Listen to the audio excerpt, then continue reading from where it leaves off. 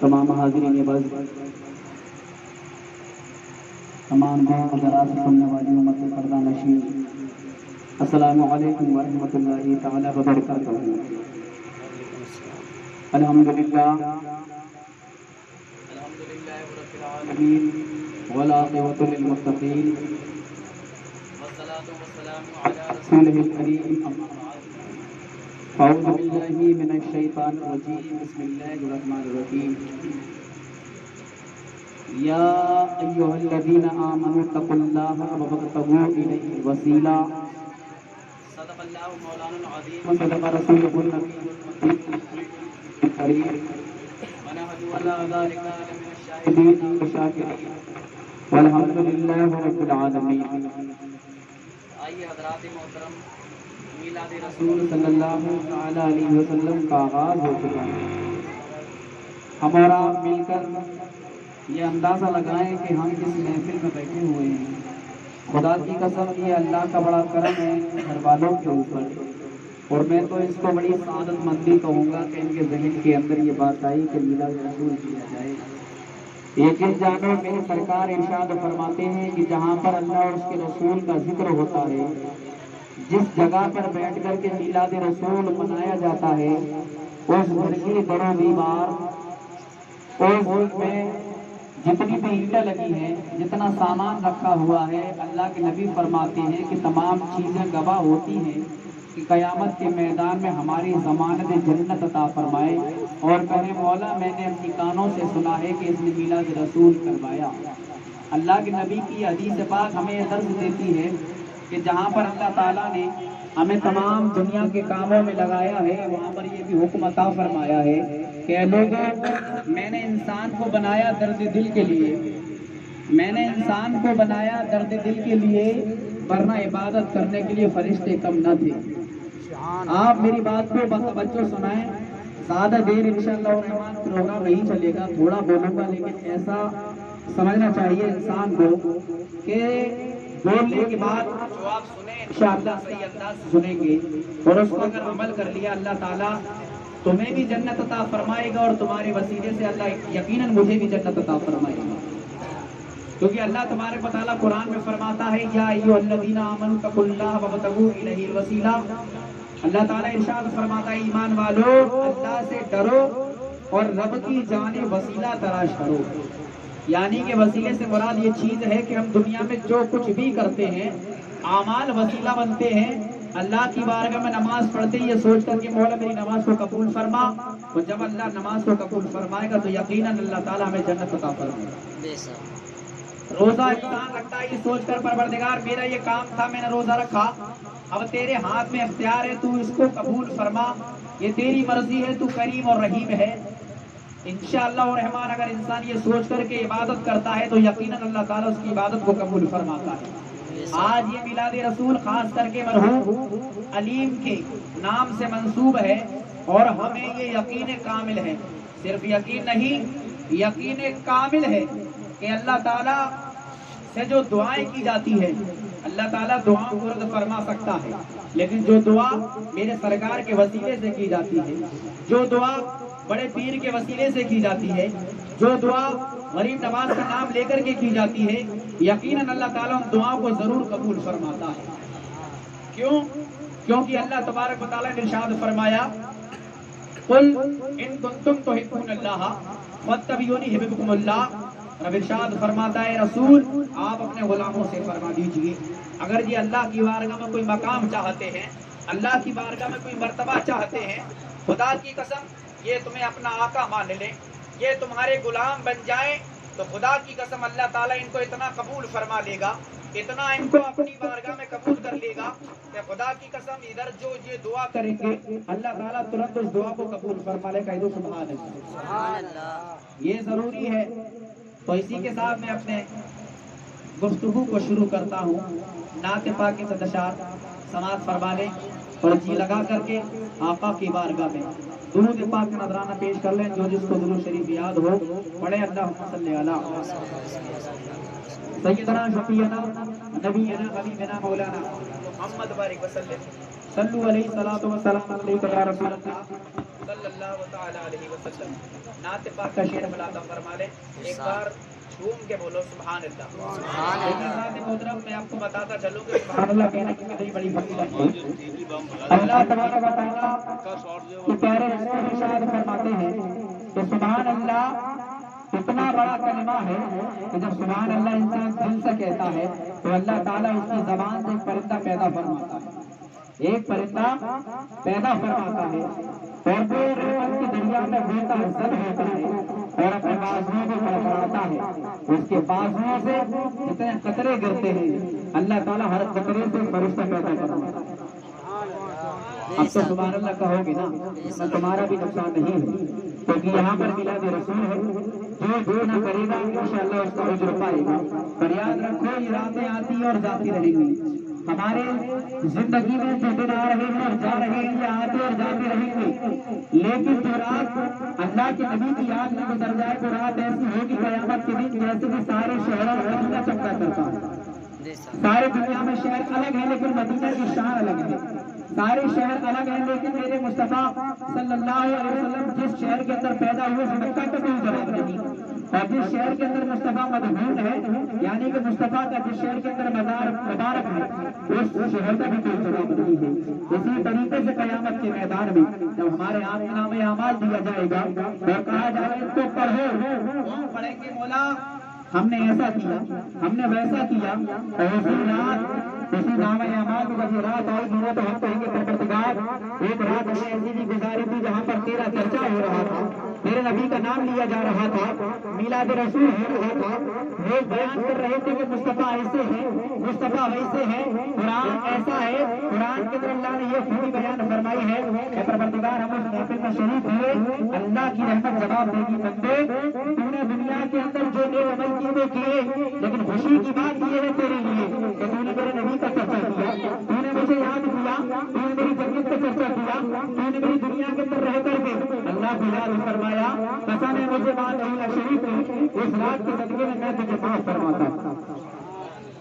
اور یاد رکھنا اللہ تبارک و تعالیٰ کی بارگاہ میں انسان تمام نیکیاں کر کے جائے، جب سے ہوش سنبھالا ہو تب سے اس نے کوئی گناہ نہ کیا ہو، لیکن اگر وہ سوچے کہ اس بنیاد پر مجھے جنت مل جائے گی تو نہیں، جنت عمل کی بنیاد پر نہیں ملے گی، جنت اگر ملے گی تو اللہ کی رحمت کی بنیاد پر ملے گی، جنت رحمت سے ملے گی، عدل سے نہیں، انصاف سے نہیں۔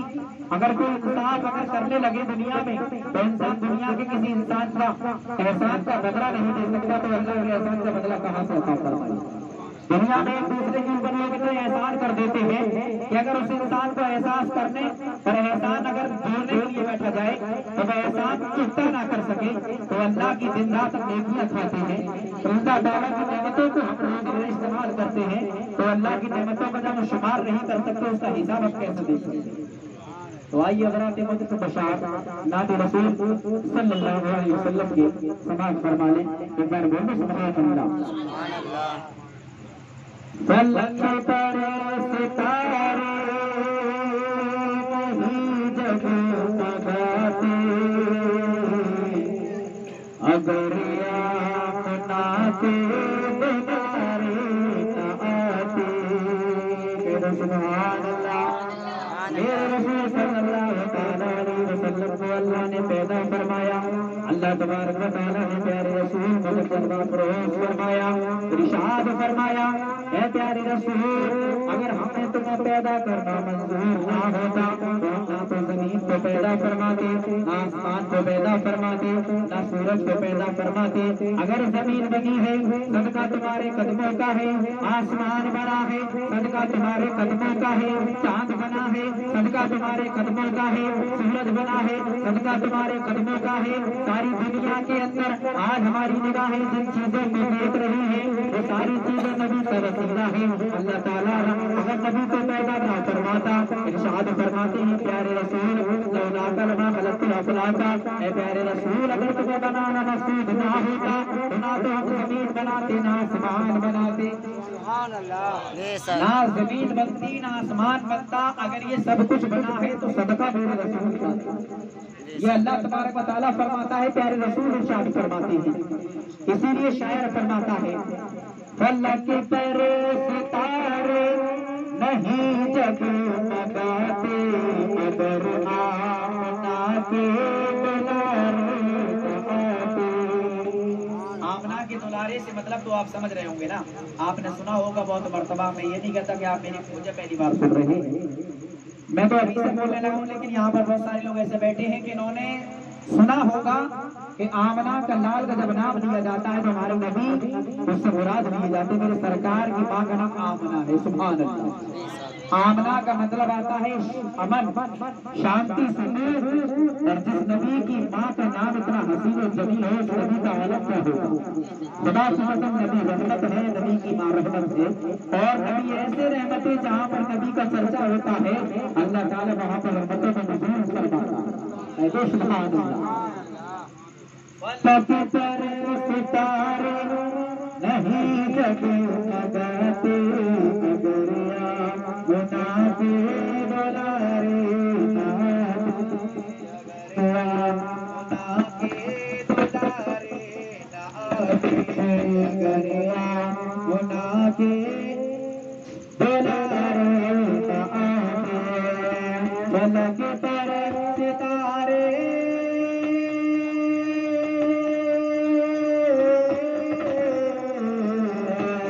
فلک پر ستارے نہیں جگمگاتے اگر آمنہ کے دلارے نہ آتے، اگر آمنہ کے دلارے نہ آتے، اگر آمنہ کے دلارے نہ آتے، وہاں چاند سورج جانے بتاتے، کہاں چاند سورج جانے بتاتے، اگر آمنہ کے دلارے نہ آتے، اگر آمنہ کے دلارے نہ آتے، اگر آمنہ کے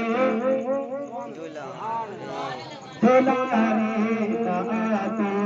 آپ اگر ساتھ دو گے نا تو تھوڑا بولنے کا بھی اچھا لگے گا، آپ لوگ بولتے رہیں ساتھ میں، اکیلا بولنا اچھا نہیں لگتا نا، میرے ساتھ بولے، میری تھوڑی حوصلہ افزائی کریں، ہے نا، کہہ دو سبحان اللہ۔ اگر آمنہ کے دلارے نہ آتے، اگر آمنہ کے دلارے نہ آتے، یہ دین اور ایمان نبی سے ملا گے، قرآن ہم کو نبی سے ملا گے، یہ قرآن ہم کو نبی سے ملا گے، یہ دین اور ایمان،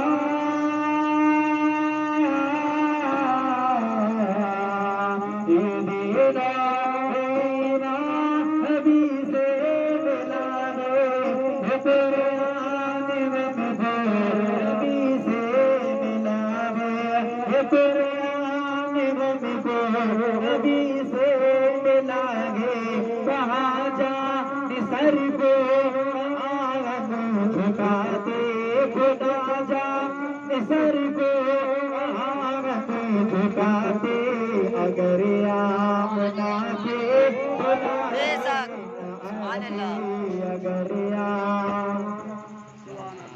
آمنہ کے دلارے نہ آتے، اگر آمنہ کے دلارے نہ آتے۔ میرے پاپ اللہم صلی اللہ رسول سے پڑھے میرے ساتھ میں آواز کو ملائیں، الصلاۃ والسلام علیک یا رسول اللہ، الصلاۃ والسلام علیک یا حبیب اللہ، وعلی آلک وصحبک یا رسول اللہ صلی اللہ تعالی علیہ وسلم۔ حضرات ذات رسول کس کو کہتے ہیں میں آپ کو بتاتا چلوں، یہاں پر جتنے بھی لوگ بیٹھے ہیں بڑے مبارکباد کے لائق ہیں، رسول کا میلاد ہو اور امتی حاضر نہ ہو، کیونکہ میں آپ کو یہ بھی بتاؤں گا ابھی کہ رسول کون ہے، نبی کون ہے، اور یہ ہمارے کتنے کام آنے والے ہیں۔ پھر میں داد و تحسین دیتا ہوں سلیم بھائی کو اور حمید بھائی کو کہ خدا کی قسم یہ بڑے خوش نصیب ہیں کہ انہوں نے اپنے بھائی مرحوم علی کے نام پر میلاد رسول رکھا ہے. آپ لوگ کم ضرور ہو لیکن اس کی فکر مت کرنا. اللہ تبارک و تعالیٰ دنیا بھیڑ بھاڑ دیکھتی ہے تب فیصلہ کرتی ہے کہ جہاں بھیڑ ہوتی ہے تو چیز قبول ہوتی ہے. لیکن اللہ تبارک و تعالیٰ چند لوگ چاہتا ہے لیکن ایمان والے ہوتے ہیں. اللہ کی درگاہ میں 1,01,000 نہیں بلکہ میرے سرکار فرماتے ہیں قیامت تب تک نہیں آئے گی جب تک ایک بھی اللہ اللہ کہنے والا نہیں ہوگا. سمجھے آپ؟ ایک بھی اللہ اللہ کہنے والا رہے گا تو پتہ یہ چلا کہ قیامت سب سے بڑی آفت ہے جو ایک اللہ والے کے نام سے رکی ہوئی ہے.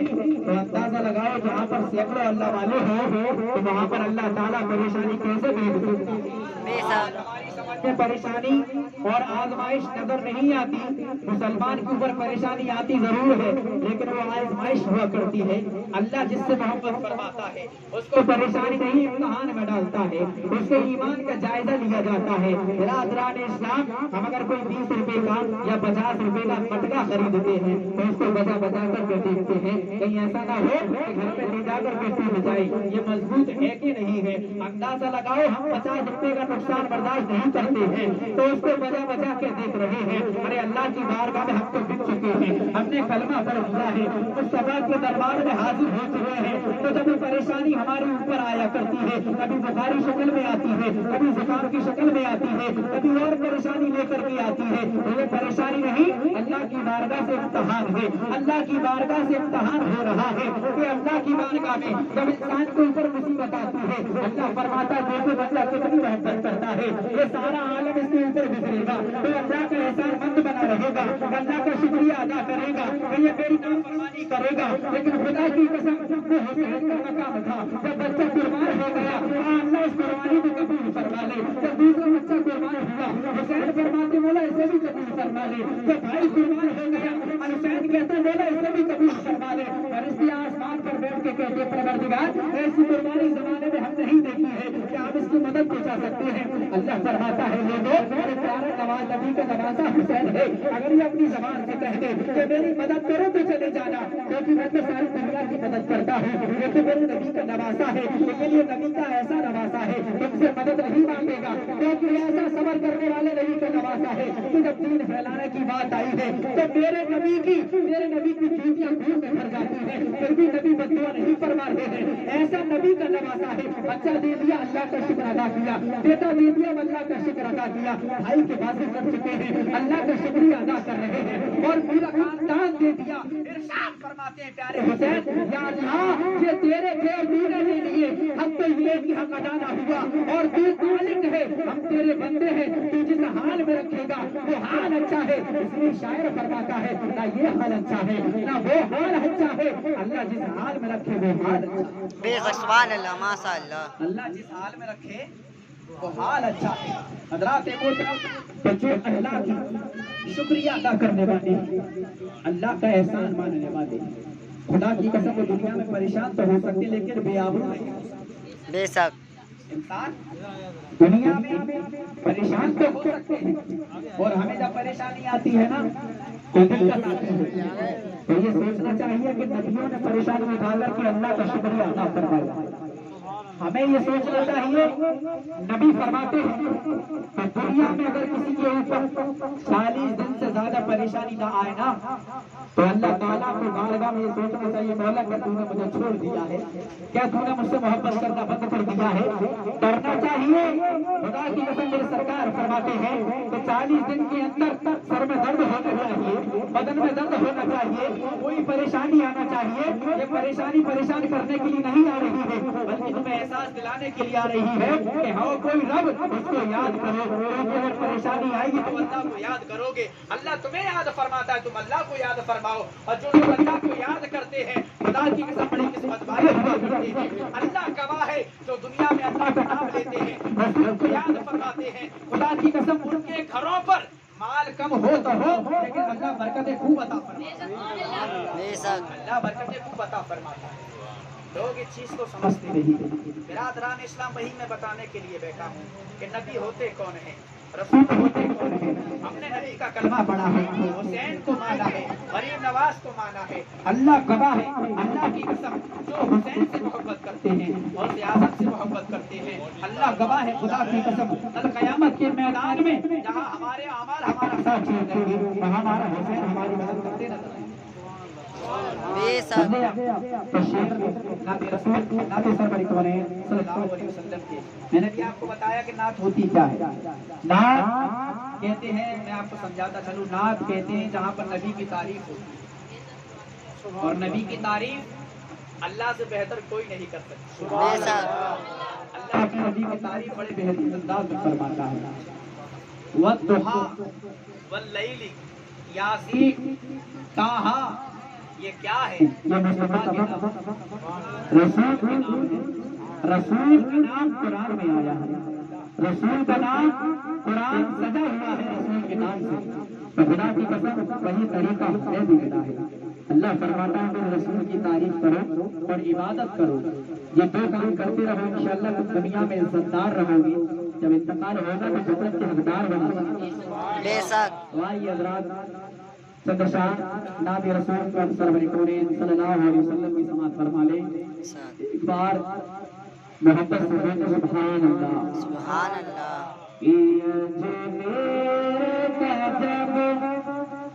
اجمیر کا جب یہ منظر ہے, بغداد کا عالم کیا ہے,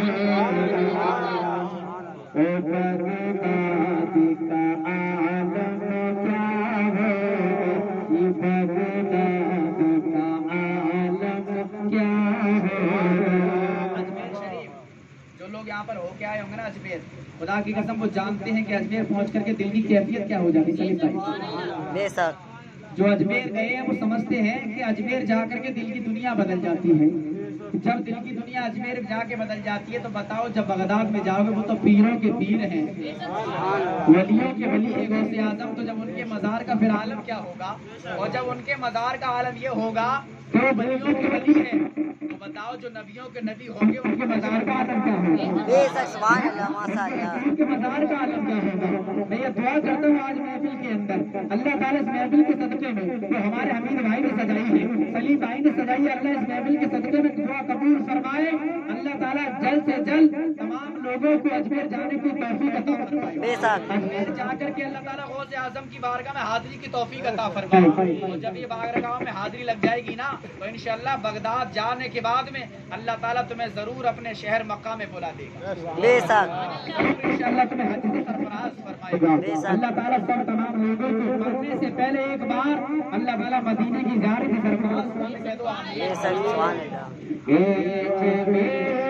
کا جب یہ منظر ہے, بغداد کا عالم کیا ہوگا, بغداد کا عالم کیا ہوگا, بغداد کا عالم کیا ہوگا.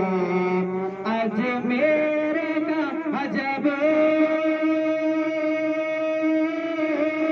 اجمیر کا جب یہ منظر ہے, بغداد کا عالم کیا ہوگا, بغداد کا عالم کیا ہوگا.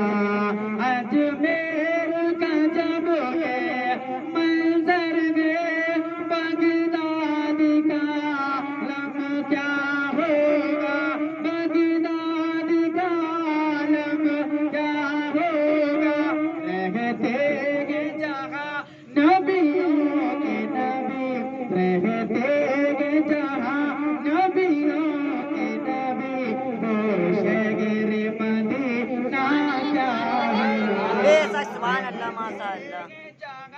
نبیوں کے نبی, شہر مدینہ کیا ہوگا, شہر مدینہ کیا ہوگا, شہر مدینہ, شہر مدینہ کیا ہوگا. فرما لیں اللہ کے رسول صلی اللہ تعالی علیہ وسلم نے ارشاد فرمایا کہ جو انسان میرا کلمہ پڑھنے والا ہوتا ہے اگر صحیح طریقے سے شریعت پر عمل کر لیتا ہے اللہ تعالیٰ اس کی زبان میں شفا فرماتا ہے. اگر اشارہ کر دیتا ہے اللہ مردوں کو زندہ فرما دیا کرتا ہے. اگر اشارہ کر دیتا ہے تو ایک کٹورے میں پرانا سا گھڑا دایا کرتا ہے. اگر اشارہ کر دیتا ہے تو مسجد سجدے میں جنتی نظر آیا کرتی ہے. یہ اللہ کے ولیوں کا مقام ہے. بہت جلد نہیں جانتا صادر پاک کو, بہت نہیں جانتا مدار اعظم کو, بہت نہیں جانتا وارث دیوا کو, بہت نہیں جانتا بڑے پیر صاحب کو, بہت نہیں جانتا خواجہ غریب نواز کو. یہ وہ ہستیاں ہیں خدا کی قسم جب اللہ کی بارگاہ میں اپنے آپ کو جھکا دیا ہے تو جو زبان سے فرما دیتے ہیں اللہ فرما لیتا ہے. بے شک جو فرماتے ہیں زبان سے اللہ قبول فرما لیتا ہے. شیخ بلاجہ فرما لیتا ہے سبحان اللہ. اجمیر کا عالم کیا ہوگا جی, اجمیر کا عالم کیا ہوگا. بڑے پیر صاحب کی بارگاہ میں شریف پہنچا رہا ہوں. تم کے بولو سبحان اللہ. لگا دے مردے کو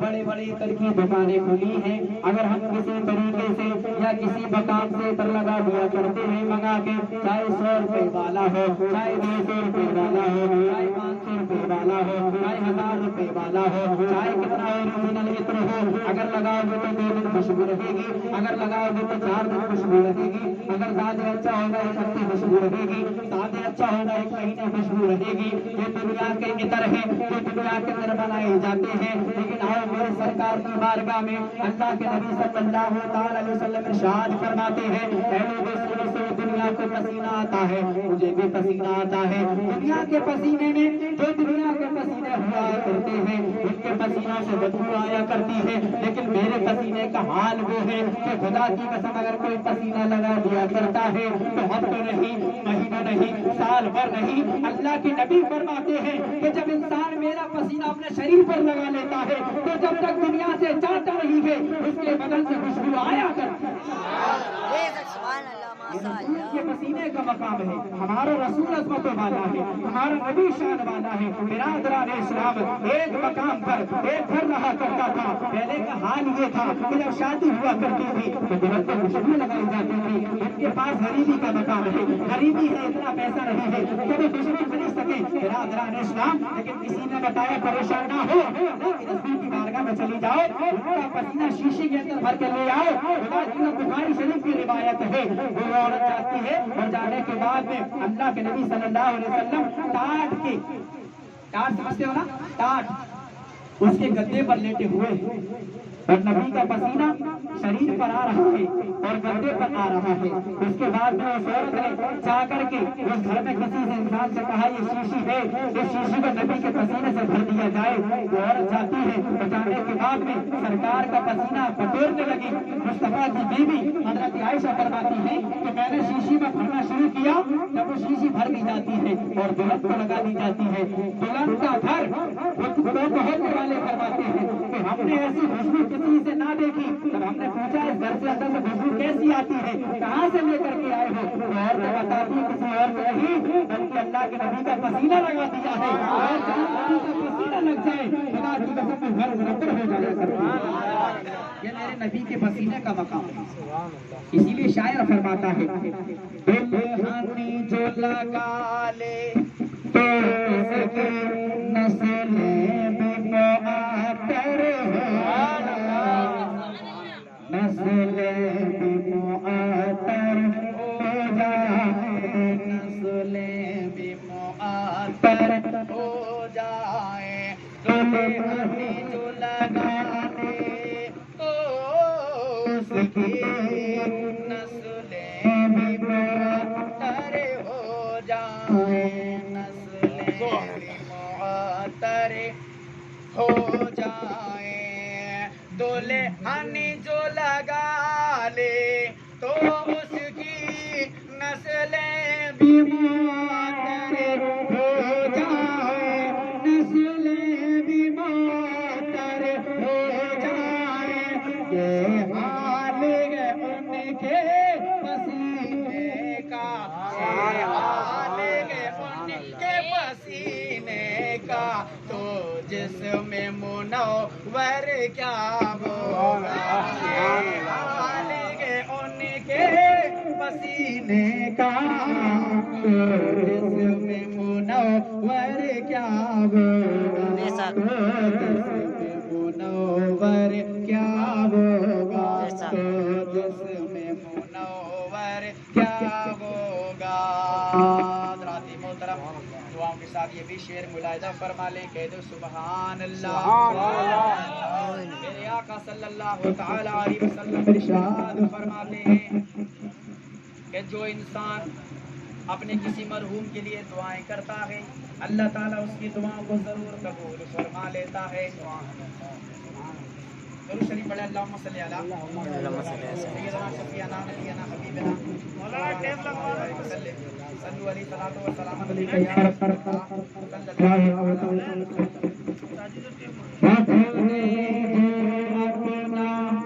سجدے میں سر تو رات مکمل ہو جائے, سجدہ جو کرے تو سجدے میں سب رات مکمل ہو جائے. یہ کون ہے؟ حضرت فاطمہ الزہرا ہے. اور فاطمہ الزہرا کون ہے؟ میرے سرکار کی بیٹی ہے. سب جانتے حسین کی ماں ہے, حسنین کی ماں ہے, حضرت مولا علی کی بیوی ہے, جنہیں پنجتن پاک میں شامل کیا گیا ہے. پنجتن پاک کو کون نہیں جانتا؟ سب جانتے ہیں پنجتن پاک کو. پنجتن پاک سے مراد سب سے پہلے میرے نبی کی ذات ہے, سبحان اللہ. دوسری ذات حضرت علی کی ذات ہے, تیسری ذات حضرت فاطمہ الزہرا کی ذات ہے, چوتھی ذات حضرت حسن ہے, اور پانچ امام حسین ہے. اللہ کے نبی فرماتے جو پنجتن پاک سے محبت کرتا ہے اللہ تعالیٰ دنیا سے وہ جب تک نہیں جاتا جب تک کہ اس کا ٹھکانہ جنت میں نہیں بنا دیا جاتا. پنجتن پاک ہے, خدا کی قدم. پنجتن پاک کا مطلب یہ ہوتا ہے کہ دنیا میں کوئی شریر سے پاک نہیں ہو سکتا. ہر عورت خدا کی قسم یہ بے ادبی کی بات نہیں ہے, اللہ گواہ ہے, بتانا ضروری ہے. ہر عورت کے ساتھ ہر مہینے کوئی نہ کوئی دن خاص ہوا کرتے ہیں.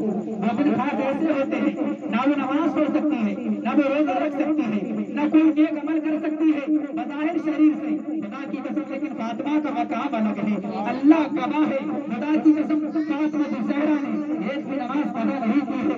کیوں؟ کیونکہ وہ پاک ہے اور خدا کی قسم وہ نور سے پیدا کیا گیا ہے. اسی لیے اعلیٰ حضرت فرماتے ہیں میری نسل پاک میں ہے بچہ بچہ نور کا, نور تیرا سب گھرانہ نور کا. راز اسلام ایک دن کا مقام ہے. فجر کی نماز ہوتی ہے, پیارے حسین آ رہے ہیں, پیارے حسن آ رہے ہیں. اللہ کے نبی صلی اللہ علیہ وسلم نے حضرت مولا علی سے فرمایا اے مولا علی, اے چلو تمہارے گھر پر آج مہمان آنے والا ہے. رات شام جب سرکار چاہتے ہیں تو پیارے حسن دنیا میں آ چکے ہیں. جب انہوں نے اپنی بیوی کو بھیجا, اپنے فضل کو بھیجا کہ جاؤ میری بیٹی کی یہاں پر بیٹا پیدا ہوا ہے, امام حسن آئے ہیں. حضرت محترم جب آپ جاتی ہیں تو جانے کے بعد میں دیکھا حضرت فاطمہ الزہرا نماز ادا فرما رہی ہیں. ارے بولو بولو بولو, حضرت فاطمہ بولو کیا کر رہی ہے؟ نماز پڑھ رہی ہے. میں آپ سے پوچھنا چاہتا ہوں فاطمہ کا مقام کیسا ہے, ہمارے ہم لوگوں کا مقام کیسا ہے؟ اگر بچہ پیدا ہو دنیا میں بچہ ہے تو ماں 40 دن تک کوئی نماز نہیں پڑھتی ہے, کوئی روزہ نہیں رکھ سکتی ہے, اور یہ گناہ نہیں ہے, اللہ کی طرف سے معافی ہے. ہر عورت کے ساتھ ایسا ایام خاص ہے, لیکن عورت کا مقام الگ ہے اور حضرت فاطمہ کا مقام الگ ہے. اب بتاؤ, نور حضرت فاطمہ سے نور جدا ہوا تو جو نور جدا ہوا اسی سے حسین بنے, اسی سے حسن بنے ہیں, اسی سے حسن حسین بنے. تو رضا فرماتے ہیں تیری نسل پاک میں ہے بچہ بچہ نور کا, اور تو ہے اے نور تیرا سب گھرانہ. خدا کی قسم اللہ گواہ ہے.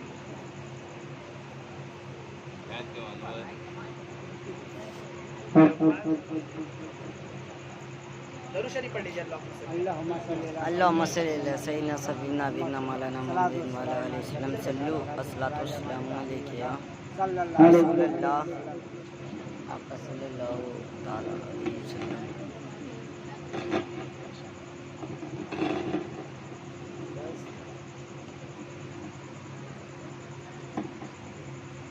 سبحان اللہ سبحان اللہ.